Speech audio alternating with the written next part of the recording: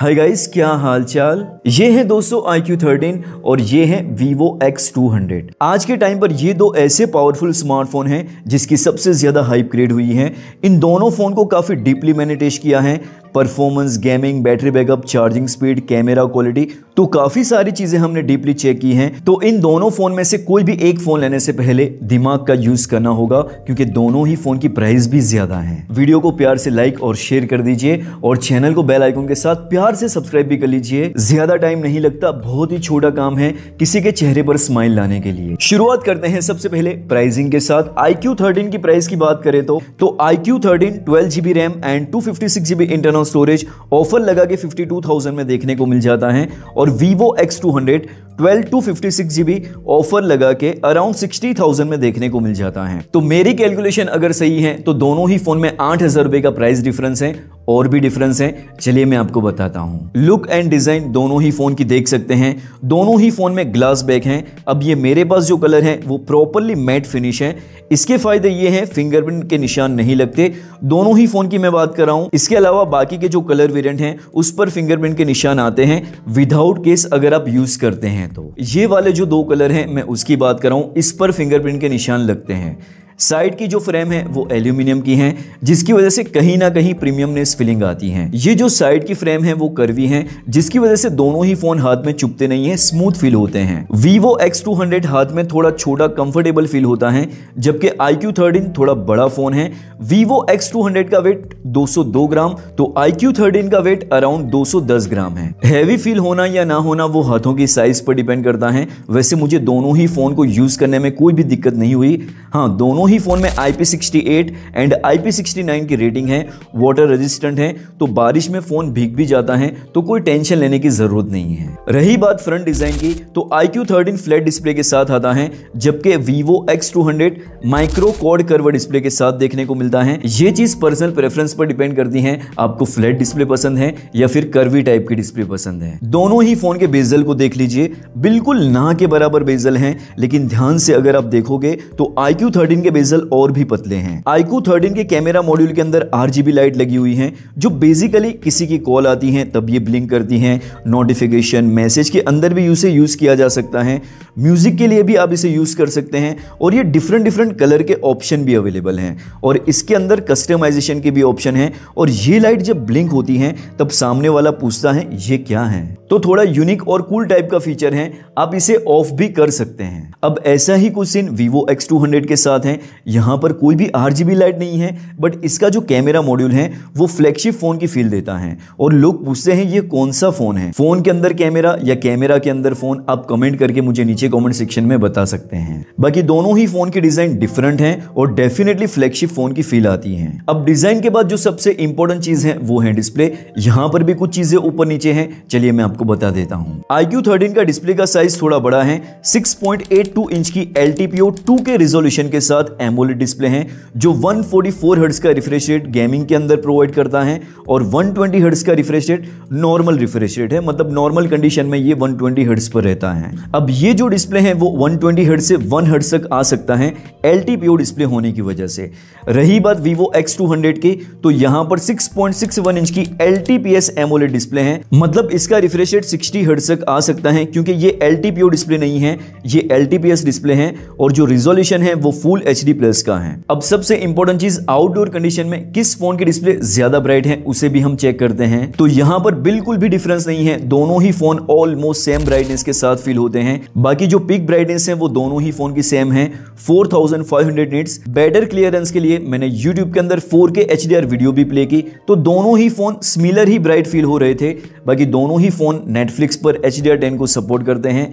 YouTube में भी मैंने HDR कंटेंट प्ले किया, तो यहां पर ब्राइटनेस सिमिलर देखने को मिलती हैं, colour accuracy, sharpness, saturation level, तो ये सारी चीजें ऑलमोस्ट सेम टू सेम है। इवन HDR की जो प्रोसेसिंग है वो भी एकदम एक्यूरेट है। उसके बाद एक और बड़ा difference, in display fingerprint sensor.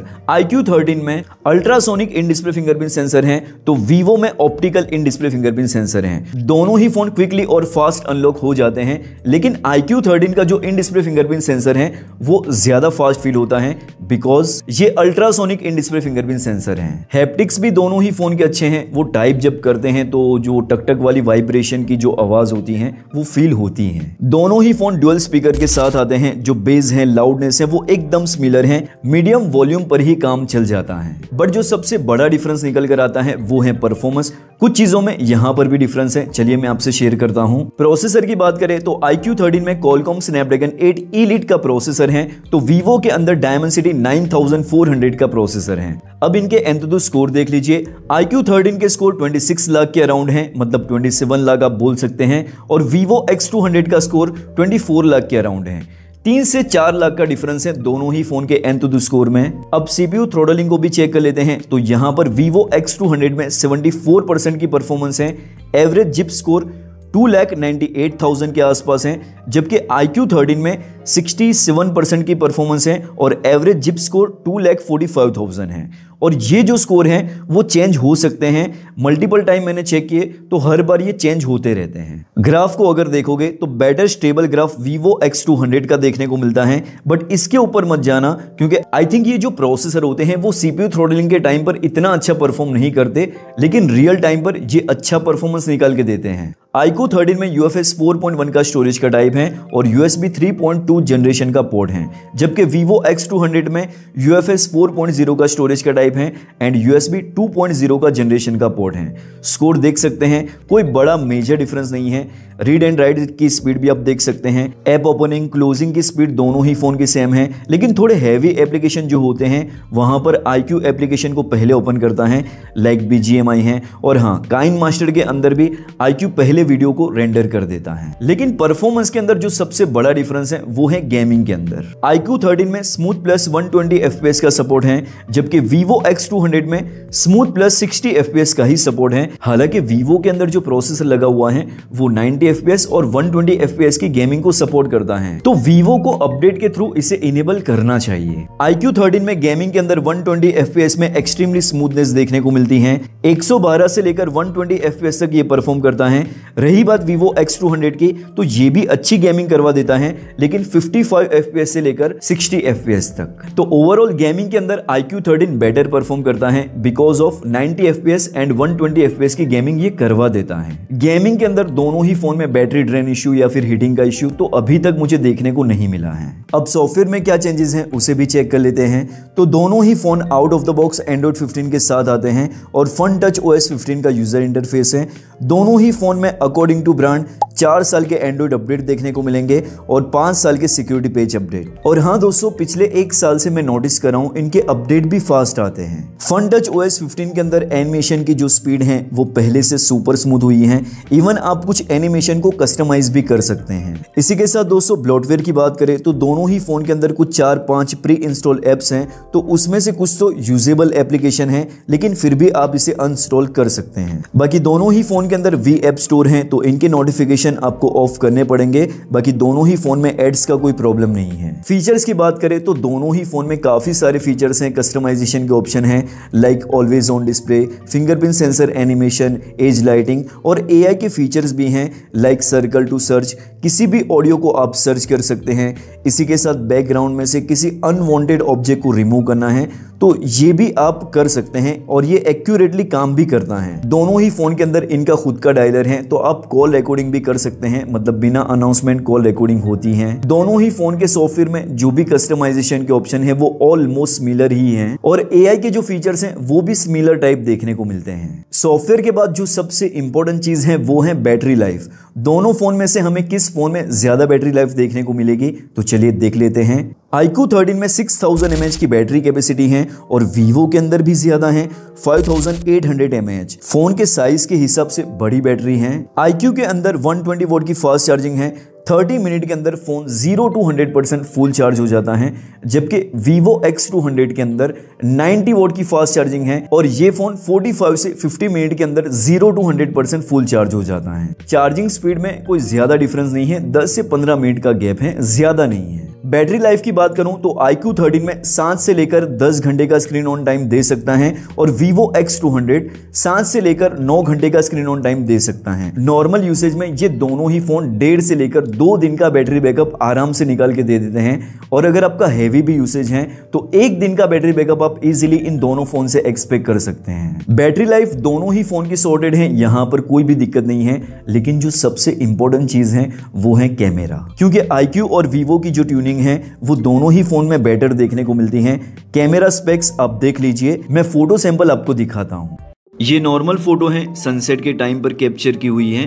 दोनों ही फोन की फोटो क्वालिटी देख सकते हैं तो ऑलमोस्ट दोनों ही फोन की फोटो सेम है, बट Vivo में थोड़ी शार्प इमेज है। अब ये नेक्स्ट फोटो थोड़ी जूम करके ली गई है तो यहाँ पर Vivo की फोटो ज्यादा अट्रैक्टिव है। ये पोर्ट्रेट मोड से कैप्चर की गई फोटो है, ये 100 mm पर कैप्चर की गई फोटो है।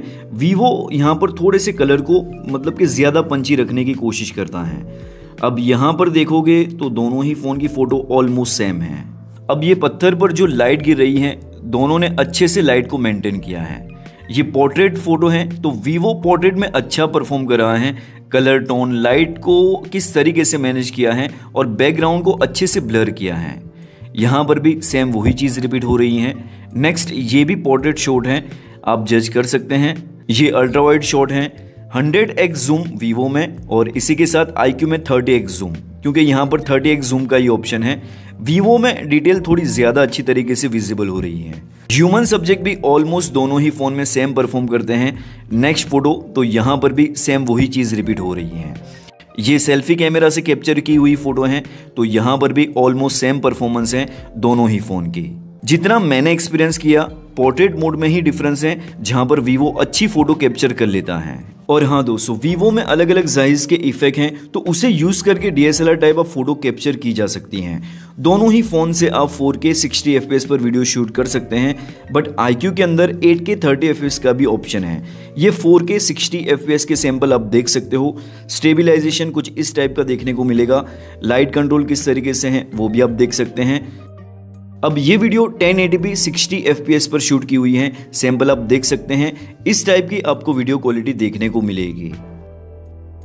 अब दोस्तों फाइनल कंक्लूजन की बात करें तो iQOO 13 किस यूजर के लिए डिजाइन किया गया है। एक्सट्रीम लेवल की परफॉर्मेंस चाहिए, 90 FPS 120 FPS की आप स्मूथ पर आपको गेमिंग करनी है तो अभी भी iQOO 13 सबसे टॉप पर है। उसी के साथ 2K AMOLED पैनल है, LTPO डिस्प्ले है, ड्यूअल स्टीरियो स्पीकर, लंबी बैटरी लाइफ और 120 वॉट की फास्ट चार्जिंग और प्राइस पॉइंट के हिसाब से इसकी कैमरा परफॉर्मेंस भी अच्छी है। तो खास करके आपको एक्सट्रीम लेवल की गेमिंग करनी है तो iQOO 13 के साथ आप जा सकते हो, लाइक 90 FPS 120 FPS। अब Vivo X200 किस यूजर के लिए हैं? जिनकी प्रायोरिटी है कैमरा, जिनको पोर्ट्रेट मोड पसंद आते हैं विद जाइज के साथ, नाइट में ज्यादा फोटो कैप्चर करते हैं तो यहाँ पर Vivo X200 ज्यादा बेटर आउटपुट दे पाएगा। कैमरा के साथ क्वाड कर्व डिस्प्ले है, बैटरी बैकअप भी इसका अच्छा है, सॉफ्टवेयर भी काफी स्मूथ है।